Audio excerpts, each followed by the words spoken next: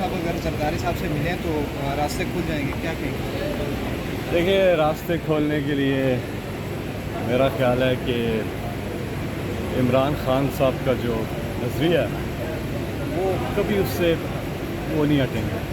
रास्ते खोलना मकसूद नहीं है, सही रास्ते खोलना मकसूद है। जी हाँ। सही रास्ते खुलने की तवक्को है, कोई बातचीत कुछ? हम अदालतों में इमरान खान अपने केसेस जो हैं उनको फाइट कर रहे हैं कानूनी तौर पर, क्योंकि इमरान खान ने जो सारे केसेस के ऊपर खुद बताया हुआ है और उनके यूट्यूब चैनल पर अगर आप जाएं देखें, एक एक केस में जो जो उन्होंने बात की है वो सही साबित हो रही है।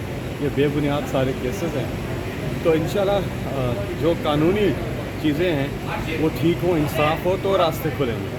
जी, बाकी जो बातचीत है वो बिल्कुल होनी चाहिए बात। सर, शेख मुजीबुर रहमान वाली ट्वीट डिलीट करने के हवाले से कोई पीटीआई की सोच रही है कुछ, अगर मामला आगे ज़्यादा ख़राब होते हैं, छुटल कशीदा बनती है उस ट्वीट को लेकर? देखिए, इस पे हमारी जो पार्टी है उसका मौक़िफ़ तो आ चुका है सामने। जी, अभी मैं प्रोसीडिंग्स अटेंड करके वापसी आता हूँ, फिर इस पर तफसीली बात भी करते हैं। ठीक है।